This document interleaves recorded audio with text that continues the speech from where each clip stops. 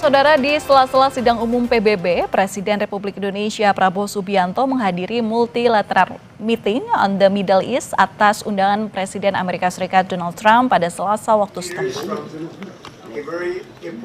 Trump mengundang sejumlah negara yang dipandang berpengaruh dan berkontribusi nyata terhadap upaya perdamaian di Timur Tengah, termasuk Indonesia. Pertemuan digelar terbatas di ruang konsultasi Dewan Keamanan PBB New York. Trump menegaskan tekadnya untuk menghentikan konflik dan memastikan pembebasan sandera di Gaza.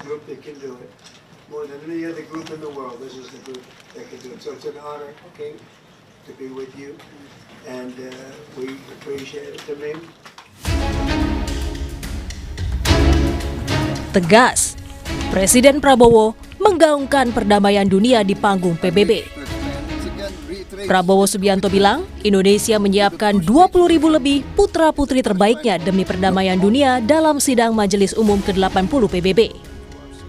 Indonesia is prepared to deploy 20,000 or even more of our sons and daughters to help secure peace in Gaza or elsewhere.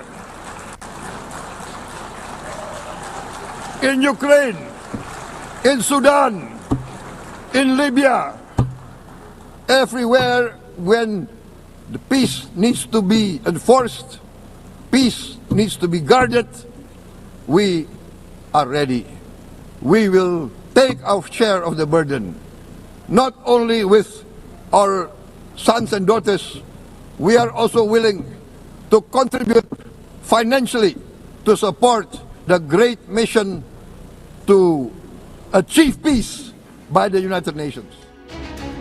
Selain berpidato di sidang Majelis Umum PB, Presiden Prabowo juga menghadiri multilateral meeting on the Middle East atas undangan Presiden Amerika Serikat Donald Trump. Di momen ini, Presiden Prabowo dipuji Presiden Amerika Serikat itu. Menurut Trump, pidato Prabowo penuh ketegasan dan energi. Bahkan Trump menyebut gaya komunikasi Prabowo mampu menggugah perhatian para pemimpin dunia. And you too, my friend. Great speech. You did a great job pounding on that table. I said, how would you like to deal with him when you left? It's not easy. You did a great job. Thank you very much. Pakar hubungan internasional Muhadi Sugiono menyebut pandangan sejumlah pemimpin negara termasuk Presiden Prabowo khususnya soal krisis kemanusiaan di Gaza punya implikasi moral yang berpengaruh pada perilaku politik. Pak Prabowo dapat nomor 3 karena sebenarnya yang dalam tata cara di sidang itu privilege-nya ada di Brasil kemudian Amerika. Nah yang ketiga dan seterusnya itu tergantung siapa yang datang. Jadi kalau mungkin bukan Pak Prabowo mungkin kita tidak akan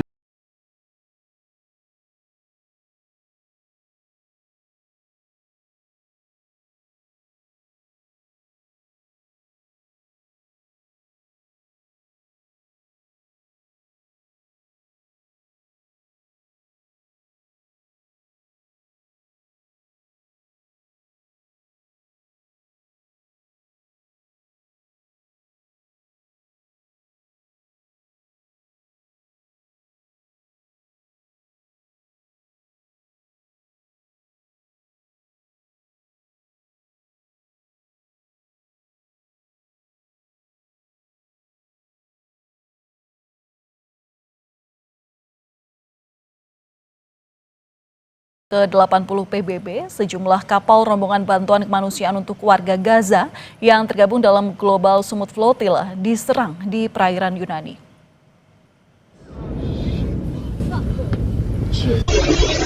Menurut aktivis internasional yang berada di dalam kapal-kapal kecil flotilla, mereka diserang menggunakan pesawat tanpa awak atau drone dan jalur komunikasi juga mengalami gangguan.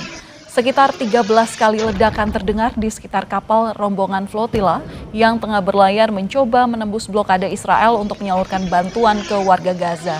Tidak ada korban jiwa, tetapi terdapat sejumlah kerusakan pada kapal. Israel sebelumnya mengancam akan melakukan tindakan terhadap rombongan kapal bantuan kemanusiaan ke Gaza jika tetap melanjutkan pelayaran menembus blokade mereka.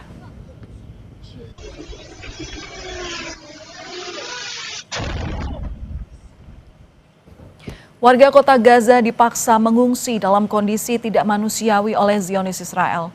Warga terusir di tengah meningkatnya serangan Israel.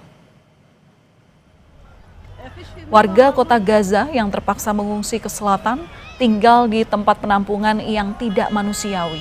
Penampungan tidak dilengkapi peralatan memadai dan sulitnya mendapat air serta makanan. Kondisi ini diperparah dengan semakin banyaknya jumlah pengungsi. Peningkatan pengungsi terjadi akibat kebrutalan Israel dalam ambisinya mencaplok Gaza.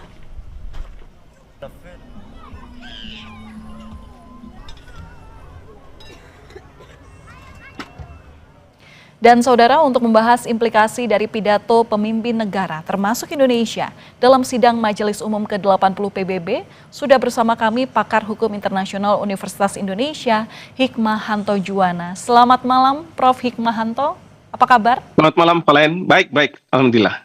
Ya, Prof, dengan tegas Presiden Prabowo di pidatonya kemarin, terutama di sidang Majelis Umum PBB, menyebut komitmen Indonesia untuk mendukung penuh PBB dalam mewujudkan perdamaian di Gaza. Bagaimana taji atau peran PBB di tengah beragam pengaruh?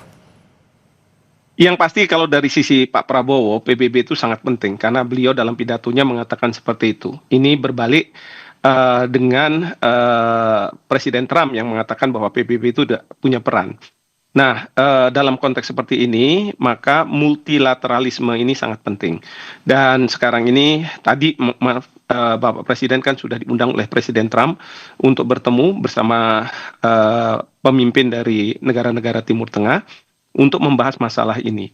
Nah, yang kita harapkan adalah sebagaimana dijanjikan oleh Presiden Prabowo bahwa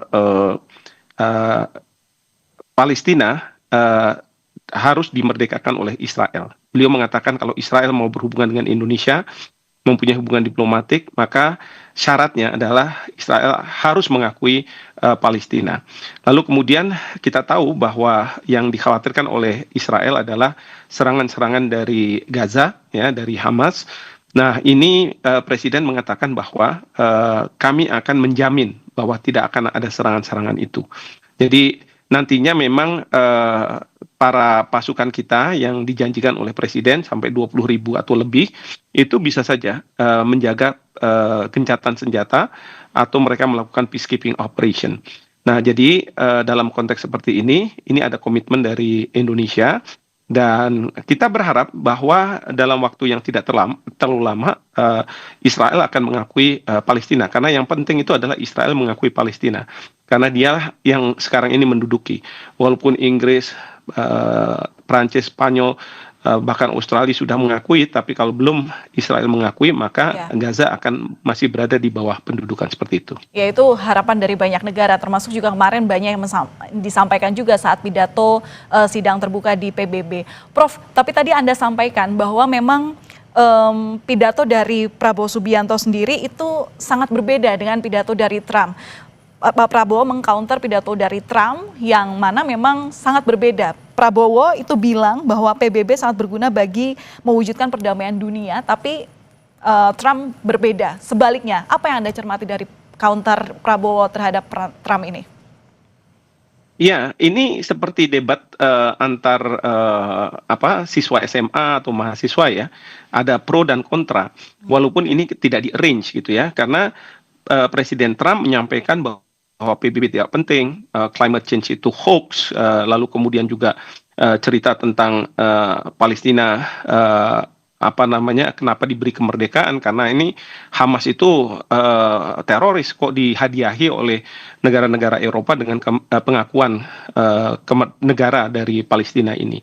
Nah, sebaliknya Presiden Prabowo dan ini para peserta sidang ketika mendengarkan Trump itu mungkin mereka marah, tapi mereka menahan diri. Yang saya terlihat Presiden Brasil kelihatan dia sudah mau berdiri dan lain sebagainya, tapi ditenangkan oleh stafnya ya. Beliau kelihatannya agak tersinggung begitu. Nah, yang lain sebenarnya juga tersinggung, tapi mereka menahan diri. Nah, dengan munculnya Presiden Prabowo yang merupakan antitesa ya, merata bahwa PBB itu penting, lalu kemudian climate change itu benar ada, karena di Jakarta kita 5 cm selalu turun, dan kalau misalnya 10 tahun seperti apa. Ya, lalu kemudian yang ketiga bahwa Palestina itu memang harus diakui sebagai negara merdeka. Bahkan cerita awal beliau itu cerita tentang negara kita yang bangsa kita yang dijajah, dan beliau ingin menyampaikan bahwa saya bisa merasakan apa yang dirasakan oleh rakyat Palestina sekarang ketika kita dijajah. Tidak seharusnya seperti itu. Bahkan beliau juga menyinggung Amerika Serikat ya sebagai negara yang kuat membuli banyak negara gitu ya, yang seharusnya tidak seperti itu. Tapi kalau kita bersatu, kita bisa melawan kekuatan itu. Jadi ini sangat kontras sekali dan sangat baik. Ya, mungkin Presiden Trump ketika bertemu dengan Presiden Prabowo dan menyampaikan good job, terus kemudian dia senang ketika seolah-olah Prabowo memukul-mukul meja gitu podiumnya. Ya, itu ada dua kemungkinan. Memang dia secara tulus mengatakan seperti itu, tapi mungkin juga dia tanda kutip ya meledek Bapak Presiden seolah-olah dia sudah melakukan yang terbaik gitu. Tapi kita nggak tahu. Saya sendiri juga tidak tahu. Tapi dua interpretasi itu bisa terjadi gitu. Ya, Prof, kemudian apa yang menjadi langkah nyata yang harus dilakukan oleh PBB untuk memang mengakui negara Palestina ini ada? Jadi pernyataan kemarin dukungan dari 157 negara anggota PBB ini tidak hanya jadi pepesan kosong. Ya, yang pasti adalah kita akan berbagi tugas.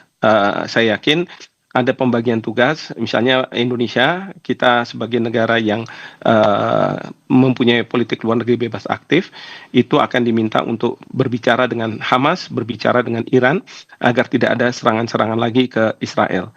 Sementara negara-negara Eropa tentu akan berbicara kepada Amerika Serikat, mungkin juga ke Israel, ya untuk segera mereka melakukan pengakuan. Karena kalau Amerika Serikat masih mendukung Israel untuk tidak melakukan pengakuan, ya tidak akan juga mereka mau melakukan pengakuan itu.